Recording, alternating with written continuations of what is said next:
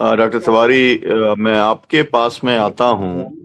ये जो हिंसा का जो कल्चर है वो तो गुजरात से शुरू हुआ। गुजरात के अंदर जिस तरीके से 2-2.5 हजार लोगों को सुनियोजित हिंसा के अंदर उनका कत्लेआम हुआ। फिर उसके बाद में हमने हिरेन पंड्या का भी देखा। हिरेन पंड्या का गृह मंत्री थे, उनका देखा, लोया का देखा।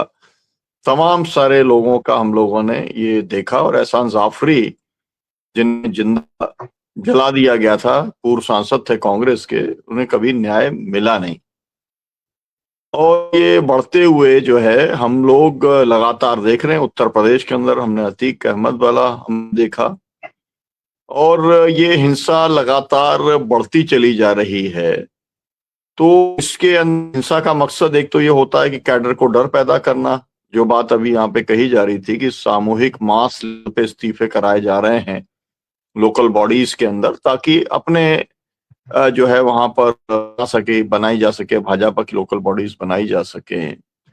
तो ये सब जो कुछ भी चल रहा है, आप इसका मुकाबला करने की कितनी तैयारी, क्योंकि मैं जरूर इस बात को कहूंगा कि जिस दिन चुनाव को एक तरीके से लूट लिया गया, कब्जा कर लिया गया बंगाल के, उसके बाद से जितने प्रोग्राम हुए जिनके अंदर मैं रहा, मैंने कहा कि मुझको ये उम्मीद है कि बिहार के अंदर तो तेजस्वी यादव नहीं उतरे थे, हरियाणा के अंदर तो हुड्डा नहीं उतरे थे, महाराष्ट्र के अंदर तो जो नेता थे वो नहीं उतरे थे, लेकिन हमको उम्मीद है कि ममता बनर्जी इस अब लोकतंत्र की लड़ाई को राष्ट्रीय स्तर के ऊपर लड़ने के लिए वो आगे आने का काम वो करेंगी। लेकिन लगता है कि उनको वहीं पर ही फंसा दिया जा रहा है, क्योंकि अपने कैडर के साथ तो खड़ा होना जरूरी है। और तो उनके ही हैं अभिषेक, तो उनके तो सब कुछ करना ही पड़ेगा। और जिस तरीके से उन्होंने बयान दिया कि अगर हेलमेट नहीं होता तो कुछ भी हो सकता था, और आगे नहीं होगा इसकी भी कोई गारंटी नहीं है, और सांसद के साथ नहीं होगा इसकी भी कोई गारंटी नहीं है। और जो विधायक हैं, जो लोग हरा दिए गए हैं एक तरीके से वोट चोरी के माध्यम से, एसआईआर के माध्यम से, या अर्धसैनिक बलों के माध्यम से, के साथ कुछ नहीं होगा, ये भी कहना कठिन है। तो आपको क्या लगता है कि ममता बनर्जी जिस तरीके से उन्होंने इंडिया गठबंधन की मीटिंग बुलवाई है खुद लेके, तो क्या वो इस प्रयास को नेशनल लेवल के ऊपर लेके जाएंगी, ताकि एक तगड़ा डिस्टेंस जो है वो बीजेपी और एनडीए को दिया जा सके? जी जी सर, पहली बात तो हम कहेंगे कि कोई तैयारी नहीं है, और आने वाले दिनों में भी कोई तैयारी होने की उम्मीद नहीं दिखाई पड़ रही है। ममता बनर्जी से अगर ये उम्मीद पाला जाए कि वो पूरे इंडिया गठबंधन को एकत्र कर लेगी, तो हमको तो नहीं लगता है। उनके ऊपर कोई विश्वास नहीं है, उनके ऊपर कोई विश्वास नहीं कर सकता, और विश्वास करना भी नहीं चाहिए, क्योंकि उन्होंने कभी भी एकजुटता की बात ही नहीं की। जब उनके ऊपर पड़ी है, जब उनकी पिटाई शुरू हुई है, तब उनको याद आ रही है इंडिया गठबंधन की। तो ऐसे अविश्वसनीय, देखिए, एकताबद्ध करने के लिए पहले अपने आप को त्याग करना पड़ता है, पहले अपने आप को दिखाना पड़ता है कि हम सबके हैं। आज की तारीख में ममता बनर्जी हम सबके हैं, वो दिखा पाने की स्थिति में नहीं है, इसलिए उनके माध्यम से तो नहीं हो सकता है। अब कौन हो सकता है? संकट यह है कि इसको एकताबद्ध करने के लिए जो अब तक के जो हमारे प्रयोग हुए रहे हैं, उसमें हम कहेंगे कि जैसे आज की तारीख में हरकिशन सिंह सुरजीत भी नहीं है, ज्योति बसु भी नहीं है, जो लोग एकताबद्ध कर सकते थे सबको वो बांधने का, जिनके पास अनुभव था। आज की तारीख में मैं तो फिर बार बार कह रहा हूं कि आज की तारीख में जो एक आदमी निकल के आया था, नीतीश कुमार, उनके ऊपर विश्वास जमा था सबका, लेकिन उसको तोड़ने का काम किसने किया? वो खैर तो अलग की बात है। आज की तारीख में अगर कोई इसका नेतृत्व कर सकता है, केंद्र बिंदु बन सकता है, तो केवल देश में एक ही आदमी है, और वो अखिलेश यादव है। अखिलेश यादव को हम इसलिए नहीं कह रहे हैं कि वो समाजवादी पार्टी के नेता हैं और हमारे नेता हैं और ये हुए, इसलिए कि अखिलेश यादव ने अब तक जितना भी गठबंधन किया है, जितनी भी एकता का इन्होंने काम किया है, अपने हितों की तिलांजलि देकर के, अपने पार्टी के हितों की तिलांजलि देकर के अपने सहयोगियों को मोहब्बत दिया है, अपने सहयोगियों को सम्मान दिया है। तो ऐसा ही आदमी लेकर के इसका गठबंधन कर सकता है और सबको एकताबद्ध कर सकता है। लेकिन अखिलेश यादव भी अगर एक है कि इंडिया गठबंधन को इकट्ठा करते हैं, तो पिछला चुनाव भी जो उन्होंने लड़ा उसमें इंडिया गठबंधन नहीं था, वो केवल कांग्रेस और समाजवादी पार्टी का गठबंधन था।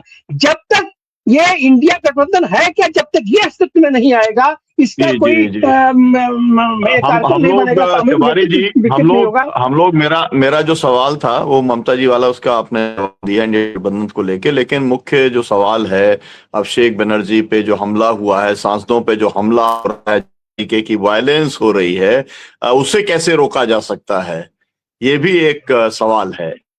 उसको उसको रोकने के लिए जब तक सब लोग एकताबद्ध नहीं होंगे और दिखाई नहीं पड़ेगा कि ये सब लोग एकताबद्ध, तब तक नहीं होगा। और उसको करने के लिए ममता बनर्जी को आज की तारीख में भी अपने आप में सुधार करना पड़ेगा। ये सबको एक साथ लेके बैठना पड़ेगा, पुराने ये गिले शिकवे दूर करने पड़ेंगे, क्योंकि बंगाल के अंदर भी ममता बनर्जी जो अपोजिशन के लोग हैं, कांग्रेस का भी उन्हें समर्थन नहीं प्राप्त है, कम्युनिस्ट पार्टी से उनकी भाजपा से ज्यादा उनकी दूरी बनी हुई है। तो जब तक भाजपा से अगर लड़ना है, अगर किसी बड़े शत्रु से लड़ना है, तो आपस में सारे लोगों को इकट्ठा होगा, गोलियाना होगा, और वो चीज ऐसे नहीं होगा, एक दिन में नहीं होगा। ये ममता बनर्जी को अपने आप को साबित करना पड़ेगा कि हाँ वो पुरानी चीजों को, पुराने वो तेवर को भूल चुकी है, और अब वो ईमानदारी के साथ सबके साथ बैठना चाहती। जब तक ये भाव ममता बनर्जी नहीं देती है, तब तक ममता बनर्जी ऐसे ही बार बार जो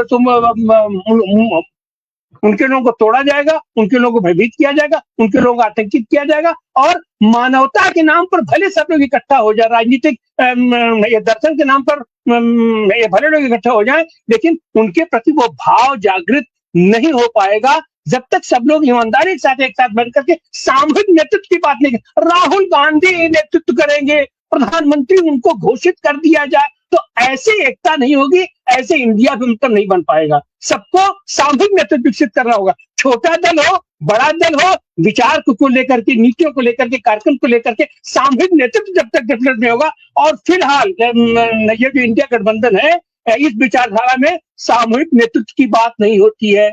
यहाँ पे ये सब व्यक्तिगत नेतृत्व वाले हैं कि हम ही नेता हैं, अपनी पार्टी के हम नेता है, हम जो कहती है वही बात फाइनल है, इससे नहीं चलेगा। छोटा दल हो, कम दल हो, उसका समर्थन कम हो, लेकिन अगर आप उसको इंडिया गठबंधन का पार्ट समझते हैं, तो उन सारे लोगों को समानता के साथ, सम्मान के साथ, इज्जत देकर के, उनकी भावनाओं का कदर करते हुए सबको बराबर लेकर के चलना होगा, और एक साथ बैठ करके सामूहिक नेतृत्व विकसित करना होगा। और सामूहिक नेतृत्व के अंदर देशव्यापी फैसले लेने होंगे, जिसकी जितनी औकात हैसियत है आप उनको सीध दीजिए, वो सारी चीजें हो जाएंगी। लेकिन आप ये सोचिए कि अरे इसका तो क्या मतलब है, हमारे प्रांत में इनका तो कोई उठवे नहीं है, तो आइए हम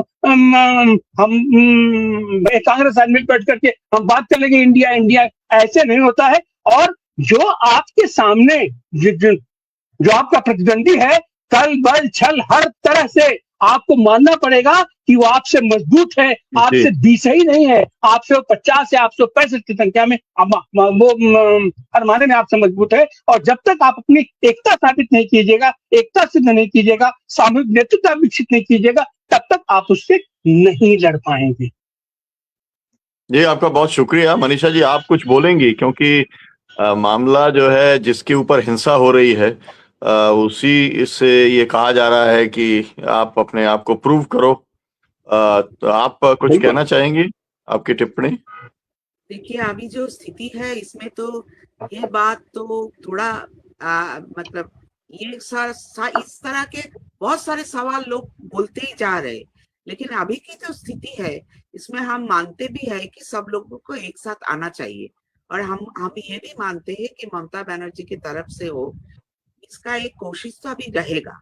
अभी वो क्या करेगी, आगे जाके क्या होगा वो तो हम नहीं बोल सकते, लेकिन फिलहाल जो स्थिति है इसमें सबको एक साथ आने का बहुत जरूरी है। ये उन्होंने जैसे कहा, सभी लोगों का अब यही कहना है, अगर नहीं होगा तो सब कुछ एकदम खत्म हो जाएगा।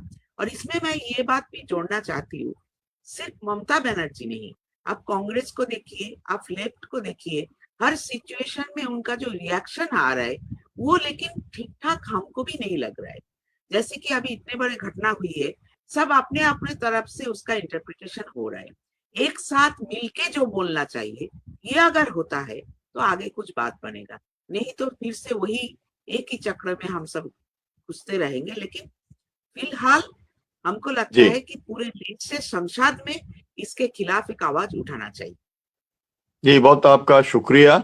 आपने जो आपने कहा, मैं ये जरूर कहूंगा कि अभिषेक बनर्जी पर हमले की है, चाहे इंडिया गठबंधन से जुड़ा हो या उसके बाहर के जो भी सोसाइटी के लोग हों या भी एक जनरल सोशल मीडिया में जो भी लोग हैं, सभी ने इसकी निंदा की है और भारतीय जनता पार्टी के खिलाफ में उसका जो शुभेंदु के जो सरकार वहां काम कर रही है उसने लोगों को और ज्यादा सुरक्षित बना दिया है।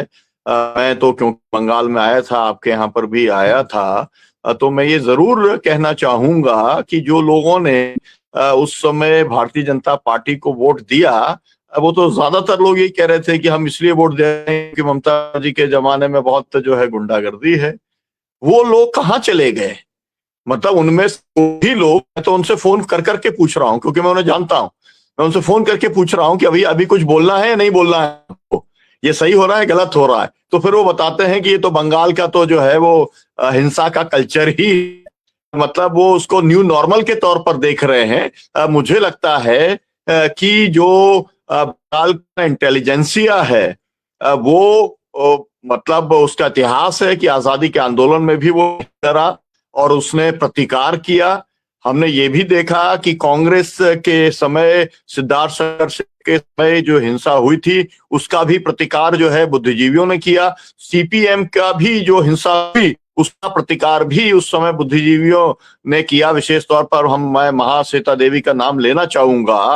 तो अब ये भी मैं उम्मीद करता हूं कि बंगाल का जो इंटेलिजेंसिया है, जो वहां के एक क्रांतिकारी जमात के लोग हैं, वो जरूर जिस तरीके से पॉलिटिकल वायलेंस वहां अनलीश की जा रही है और वो स्टेट के संरक्षण में की जा रही है, उसका जरूर प्रतिकार करने का काम करेंगे। और मैं मानता हूं कि जितना जो है ममता बनर्जी के ऊपर जितने किस्म के आरोप हैं वो अपनी जगह पर हैं, वो लोगों ने अपने अनुभव से बताए हैं।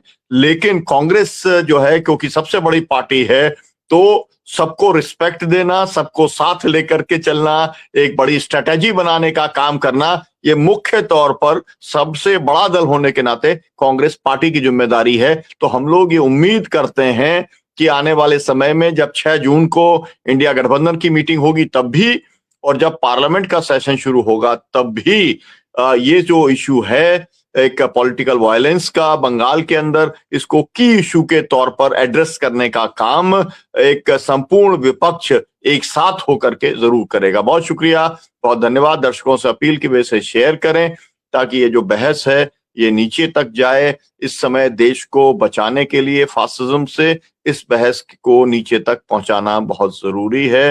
मनीषा बनर्जी जी, आपको बहुत शुक्रिया। डॉक्टर आनंद प्रकाश तिवारी